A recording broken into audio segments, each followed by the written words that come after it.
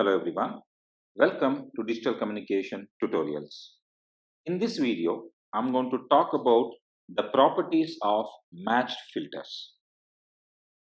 In the previous videos on the matched filter receiver, we have noted that a filter which is matched to a known input signal phi of t of duration capital T seconds is characterized by an impulse response that is a time reversed and delayed version of the input signal phi of t itself. This is shown in the equation 1 here as H optimum of t equals phi of capital T minus small t.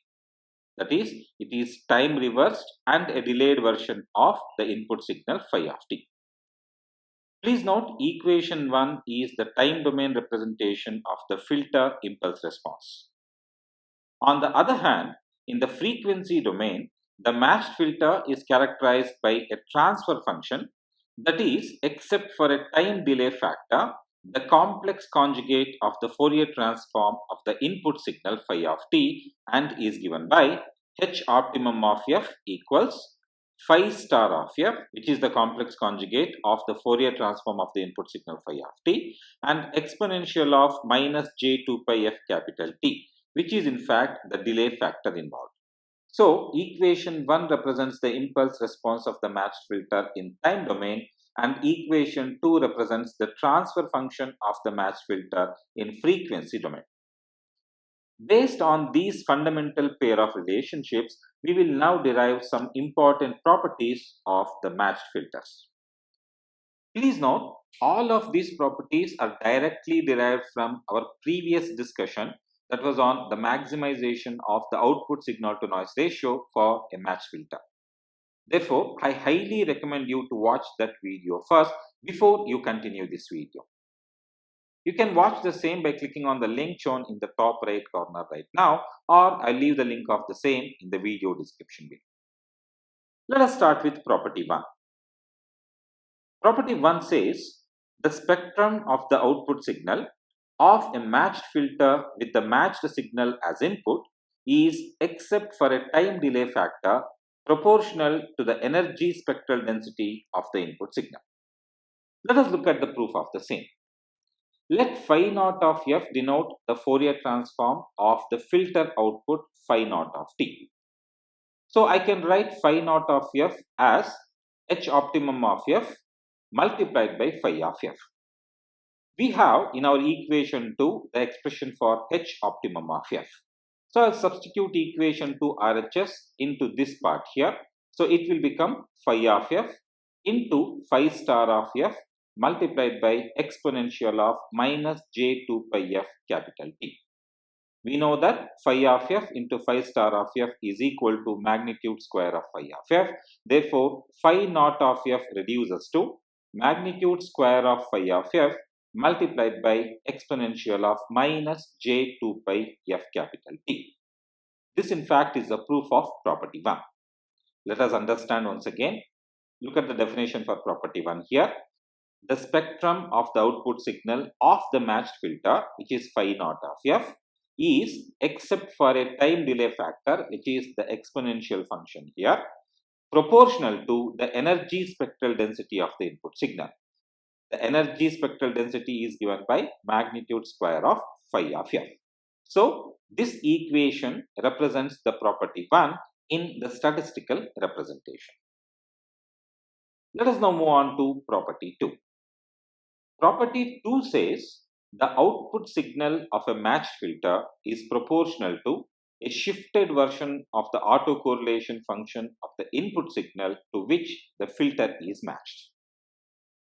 This property follows directly from the previous property, which is property 1.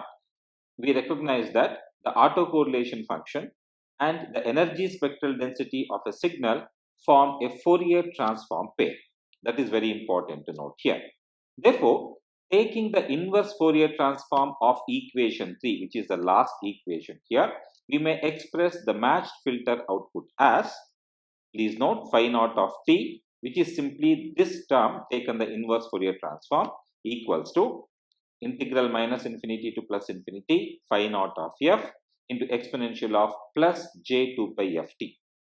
Let us substitute for phi naught of f from equation 3, which is equal to this part, and let us now simplify phi star of f into phi of f into exponential of, this is minus j2 pi f t multiplied by exponential of plus j2 pi f small t. This will reduce to exponential of j2 pi f t minus capital T. Now we already know that phi star of f into phi of f is equal to magnitude square of phi of f. So this would be magnitude square of phi of f multiplied by exponential of j2 pi f small t minus of capital T. Now this is equal to r phi of t minus capital T, where r phi of tau represents the autocorrelation function of the input signal phi of t for some lag value of tau. Equation 4 here is the proof of the property 2. Let us go back to the property and read it once again. The output signal of the matched filter, which is phi naught of t, is proportional to a shifted version of the autocorrelation function of the input signal to which the filter is matched. R phi of t represents the autocorrelation function and minus of capital T represents the shift. Therefore, R phi of t minus capital T represents the shifted version of the autocorrelation function of the input. Therefore, if you look at the property here, the output signal of the matched filter is proportional to the shifted version of the autocorrelation function to which the filter is matched. So this equation represents the property 2 and is therefore the proof of the same. Let us have a small note here. Let us substitute t is equals to capital T into equation 4. So when t is equals to capital T, the RHS reduces to r phi of 0, and r phi of 0 is nothing but the energy of the input signal. So from equation 5, we understand in the absence of noise, the maximum value of the matched filter output attained at time t is equals to capital T is simply proportional to the signal energy. Please remember, we have already proven this point when we were discussing maximization of the output SNR for a matched filter. Let us now move on to property 3. Property 3 says, the output signal to noise ratio of a matched filter depends only on the ratio of the signal energy to the power spectral density of the white noise at the filter input. To demonstrate this property, let us consider a filter that is matched to an input signal phi of t. From our previous property, that is property 2, the maximum value of the filter output at time t is equals to capital T as per equation 5 is equal to the signal energy E. Therefore, the average output noise power is given by expectation on n square of t, where n of t represents the noise component, equal to n naught by 2 integral minus infinity to plus infinity magnitude square of phi of f into df, which in our previous video we have deduced this to be equal to n naught by 2 into capital E. Therefore, the output signal to noise ratio has the maximum value given by SNR output max equal to the average signal power, which is equal to E square, divided by the average noise power, which is equal to n naught by 2 into E. So simplifying this, the maximum value of SNR output is equal to 2E divided by n naught. This in fact is the desired result. Let us once again go back to the property and read it out. The output signal to noise ratio, which is the LHS of equation 7 of the matched filter, depends on the ratio of signal energy, which is E, to the power spectral density of the white noise, which is n naught by 2. So equation 7 here represents the property 3 definition. Lastly, we move on to property 4. Let me read out the property. The matched filtering operation may be separated into two matching conditions, namely spectral phase matching that produces the desired output peak at time t is equals to capital T, and spectral amplitude matching that gives this peak value its optimum signal to noise density ratio. To understand this, now I will take the spectrum of the input signal phi of t in the polar form, which is given by phi of f equals magnitude of phi of f into exponential of j into theta of f, where the magnitude of phi of f represents the amplitude spectrum and theta of f represents the phase spectrum of the signal phi of t. Let us now take each of these matchings, that is the spectral phase matching and spectral amplitude matching, separately. I'll start with the spectral phase matching.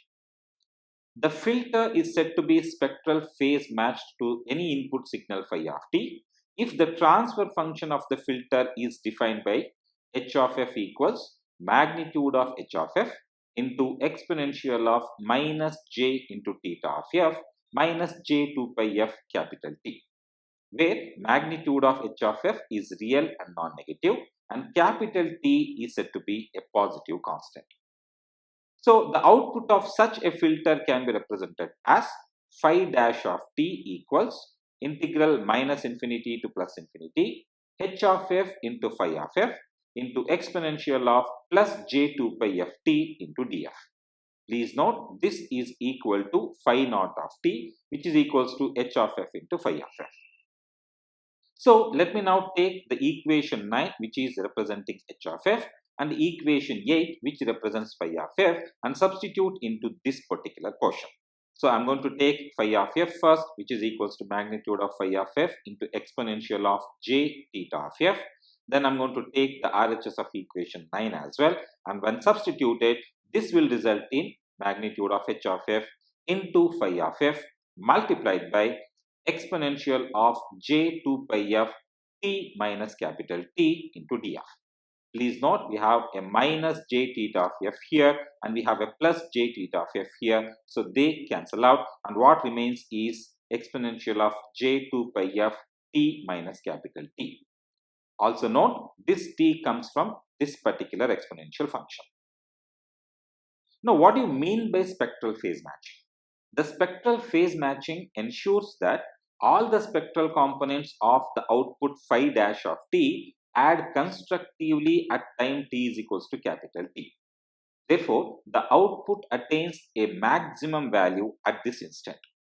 So, what I will now do is I will substitute t is equals to capital T into equation 10 here. Therefore, phi dash of t now reduces to phi dash of t less than or equal to phi dash of capital T equals, after substituting t is equals to capital T, the exponential term reduces to exponential of 0, which is equal to 1. So it is only integral minus infinity to plus infinity magnitude of h of f into magnitude of phi of f. This is about the spectral phase matching. Now coming to the spectral amplitude matching, as per the definition of property 4, the spectral amplitude matching ensures a peak value to the optimum signal to noise density ratio. Now please note that the peak value of the optimum signal is given by integral minus infinity to plus infinity magnitude square of phi of f. Therefore, the only form of h of f which reduces the RHS of equation 11 into energy of the input signal phi of t is when magnitude of h of f is equal to magnitude of phi of f. And when this equation is satisfied, the RHS of equation 11 reduces to integral minus infinity to plus infinity magnitude of phi of f square into df, which is missed here. Please note that. So we have now shown that there are two matching criteria in a matched filter operation.